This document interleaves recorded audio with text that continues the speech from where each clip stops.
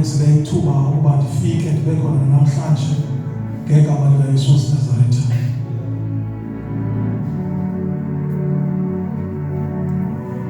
Ndifuna sifunde incwadi kaTimothy wesibini. Unto your name I will bring my sacrifice unto your name. Unto your name, I will bring my sacrifice. Unto your name, unto your name, I will bring my sacrifice.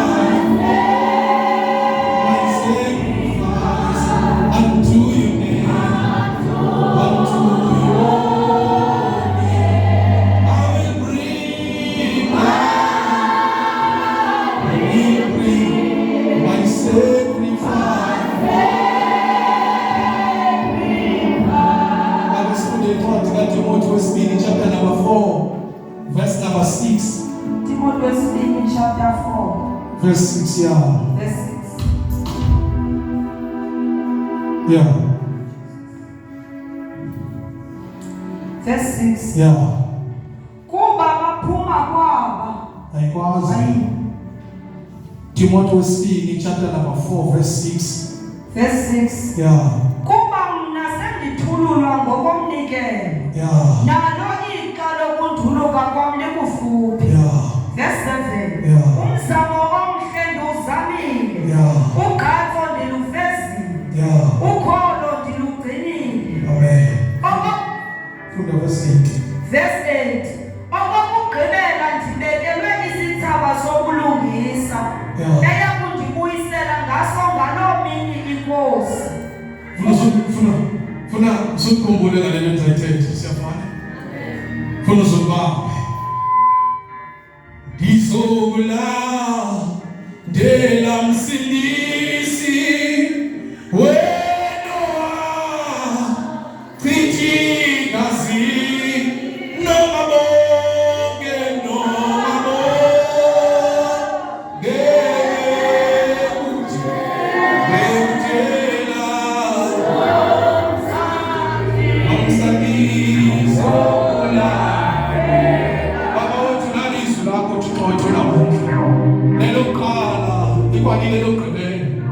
alikho Nkosi esithembele kulo ngaphandle kwakho. Abantu Nkosi abashiywa nandoda kodwa bashiywa nezwi lakho. Abashiywa ndodeni kodwa bashiywa kuwe. Baba wethu namandla ngiyathandaza. Zalisa Nkosi nomyalezo ehlizweni zabantu bakho ngegama likaYesu waseNazaretha. Amen. Hlale phansi. Kuthiwe ngexesha bavala intente ngonyaka endasindiswa ngalo. Amen. Umkhonzo wayemise imvuselelo khona ePostang ngo-2011 wathi kuthi xa isishiyayo ungazikhonzeli wena for yourself, khonzela ihlobo, khonzela ifamily, khonzela nabangamaziyo uThixo, khonzela neentshaba zakho, khonzela abantu bathi simlindile uyasithanda izinto uzawa, simlindile uzawukhawuleza umphoqo uThixo, khonzela nabo bantu. Kwatshiwo ukuthi siyavana abantu baka-7. Loo nto yangigcina ekusindisweni kwami. Ithi noba kukhona ithuba loba ndingathi isono ivele ibe sisikhumbuzo esithi ungayenzeli wena le nto. Uba wenza isono phambi komuntu ongakholwayo awubulali wena kodwa ubulala yena. Ngabona uba ndiphethe iyunifomu yasezulwini ndisemhlabeni. Ihlazo endenzayo andihlazi mna kodwa ndihlaza uThixo wam. Funeka ndizilumkele xa ndiphila emhlabeni. Indithwele ke loo nto kunanamhlanje. Ndithini kuwe mna? Verse number 6, hlale phansi mama. Verse number 6. Yeah. Kuba mna sendithululwa ngokomnikelo. Uthi ke kule ndawo uPawulos seziva ngoba umuntu xa kaThixo uthi uyathetha naye. Xa lifikile ixesha lobahambe uyathetha uThixo nomntu wakhe. Siyavana abantu baka-7. Uyaziva uba emhlabeni afe. Mina ke angizukufa, ndiyahamba ndiyoshumayela ngokwesipho esibekwe kum. Omnye uphiwe ukuhlala nabantu, omnye uphiwe ukuyolanda abantu. Ngoku ndiyahamba ndiyoshumayeza abanye abantu. Funda ke. Nalo ixesha lokunduluka kwam likufuphi. Ya. Umzamo omhle Nansi indawo endihluphayo, nansi indawo endihluphayo.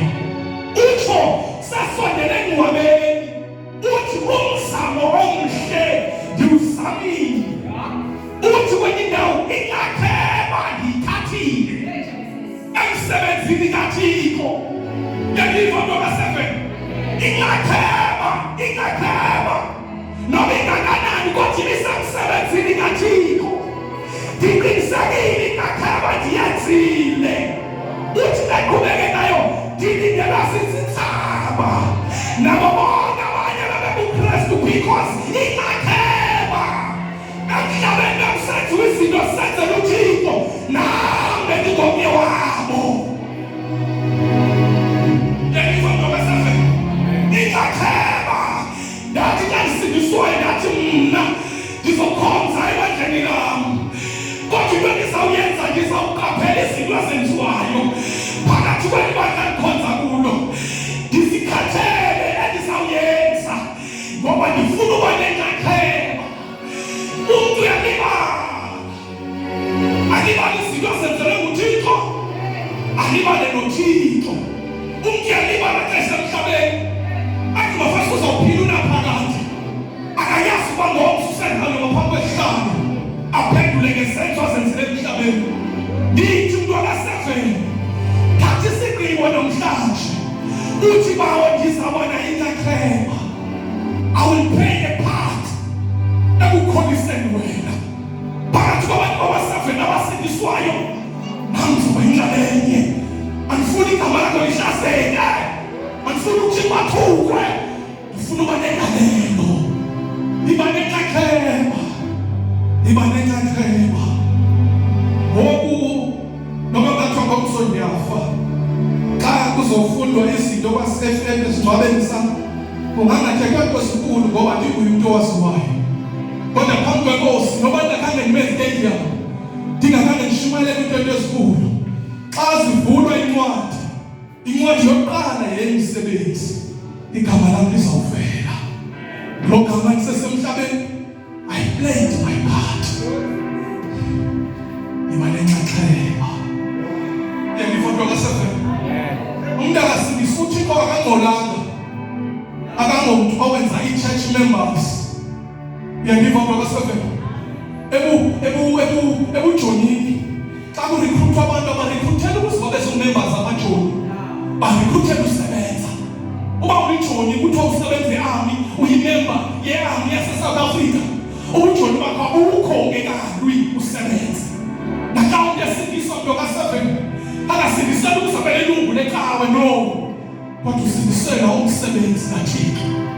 Thixo njengoba sigcwelisele uthembe wena nam nalowa ukuba ebukumkanini bakhe uzawuzukiswa ngezenzo zakho. Iba nenxaxheba. Funde ekugqibeni. Ugqatso ndilufezile. Ugqibile yena, andikagqibi mna, andikagqibi. Kodwa kwa-7 igqibile. Bendithetha lelo ndithethileyo ngelasam evekini. uNelson Mandela nyamazi uNelson Mandela. uMandela urhola isasa. Uthanda utata lo uthanda kakhulu, wahlala iminyaka 27 years etrongweni. Wabanjwa. Abebanjwe for 27 years. Waphuma kuba kwenzeke njani ndifuna uyilanda, kodwa waba liqhawe loMzantsi Afrika wonke. Kwabamhlophe nabamnyama. Nakulizwe lonke wade wanominate wafumana i-Nobel Peace Prize. Mandela was a hero. uMandela wathi wakhula wamdala, umuntu wokuqala kwi-president esakasakhona eSouth Africa eyathi yawuziva uba ixesha libethile yakicela uphuma. He was respected ngenxa yenhliziyo yakhe, kodwa ndifuna umbamba.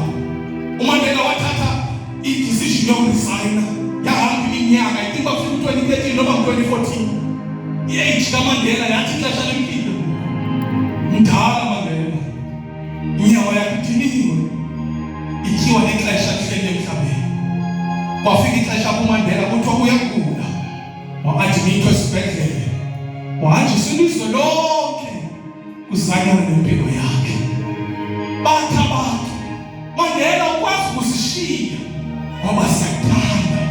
Mandela, you can never die unenhliziyo enje. Umzimba kaMandela wabe udiniwe, wafika iqondo lapho kuthiwa imeko yakhe istable but critical, uyagula kwimeko embi. Wagcinwa ngemitshini, waphefumuliswa yimitshini, wagcinwa imitshini. Ifemeli kayibona imali ibuza, uyaphefumula, usaphefumula, kodwa imitshini yethu. Uyaphefumula kodwa imitshini yethu. Bathi ogqirha, le madoda senze nto yonke, uMandela kanabasakwazi ukuphinda shuku. Femeli kanyohlala phansi sithathe isigqibo. Imitshini lena kufuneka iyosebenza banga abanye abantu abangavukayo. Thathalani phansi niyifemeli, siyayidinga le mitshini. Uba uyaphila yena, sawubona ngokuthi xa imitshini yethu buyele kuthi aqoboza aphile kuyo. Bathi ke abayaziyo, ifemeli yathatha isigqibo, yathi ifemeli, hayi gqirha, cimeni imitshini, sawubona uzawuphila na. Yacima imitshini yethuka, wethuka umbane. Xa ijoka esifubeni akaphefumuli, xa iphatha emthanjeni akasaphili. Ufile uMandela, ebephiliswa imitshini, Xa kufika imvuselelo, ifike ebantwini ababimeko critical, ababimeko enzima yokubanjwa ngamadimoni.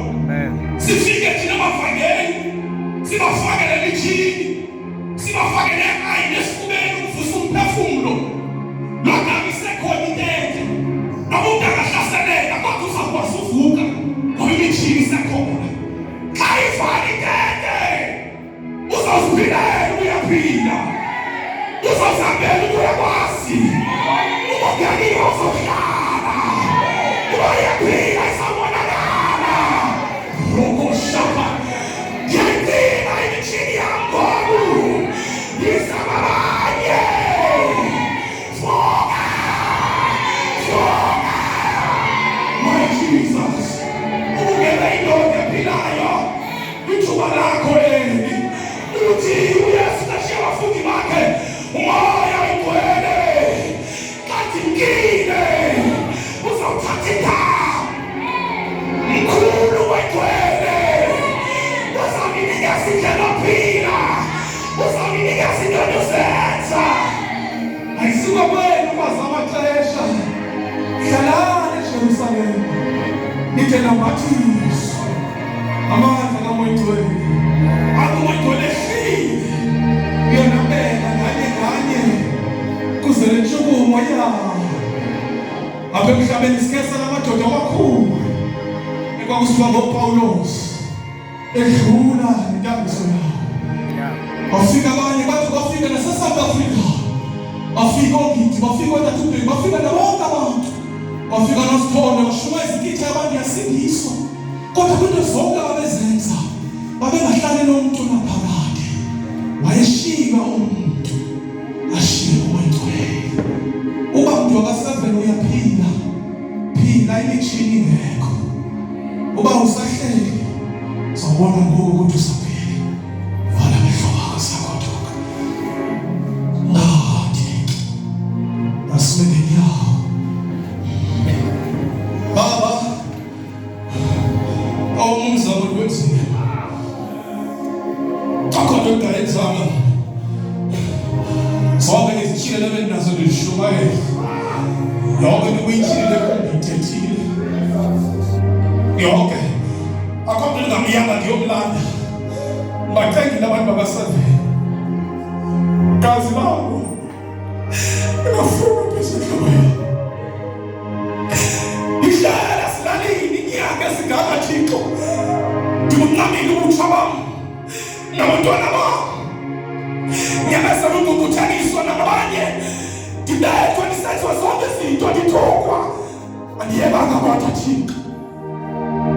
Ndiyayazi ngenye imini ndilindele umvuzo kuwe. Ndibaqangile abantu bamasaveni Thixo. Ndibaqangela wena. Amakhadana abantu balelali Thixo. Andenza namanyana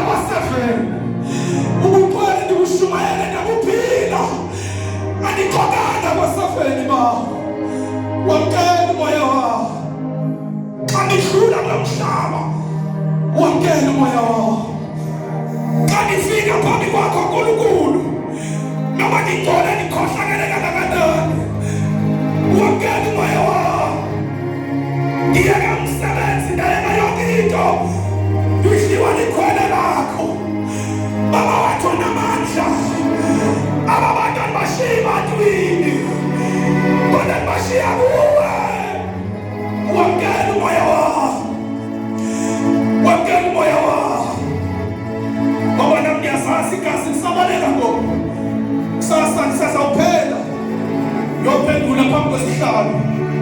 Shiye nkosikazi ngimthanda. Abanina baba bandazi noma ningakanani. Nabagqibela nisabaqini. Oh Thixo. Uyandazi wena. Ngikhalile kuwe. Isithubiso lakho lukhulu mfowethu. Sibuhlungu into sinehlelayo. Kodwa nalapho andijikanga ndikhulile. Ndilamba ndingenato. Ndihlakazela ndingenato nxiba. Andixokanga ebantwini. Abahlali bengakufuni. Angiyekanga uthengisa ngezongeni. Bawona amandla. Inyaniso ngiyibekile emasaveni. Igazi labantu ungasalifuna phezu kwenhloko yakho. Uthethile abotata nabomama nasebafaneni nasebantwaneni. Ndibuphilile umuntu wena phambi kwabo. Angaqhelezana namalwimi nabaqhubu. Ngibekile ivangeli igazi lami libuhlulwa phambi kwabantu bakasaveni. Thethe bawo. Thethe umuntu wena. In the name of Jesus. In the name of Jesus. In the name of Jesus. Oh, Thixo. Bengicela wonke umuntu akasaveni ezaba phambi kwami. Egameni likaYesu bengicela uba ngokavile 7 uze wena phambi kwami. Bengicela ngathi nazo lento wami ebhala uthandaze phezu kwabazalwane. Ngegama likaYesu waseNazaretha. Uphakamise izandla zakho, uvala amehlo wakho, uvule inhliziyo yakho. In the name of Jesus. In the name of Jesus. In the name of Jesus. In the name of Jesus. In the name of Jesus.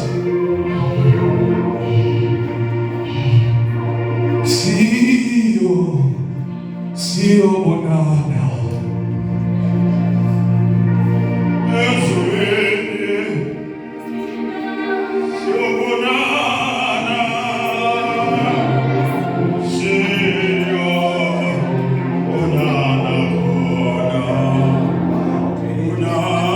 See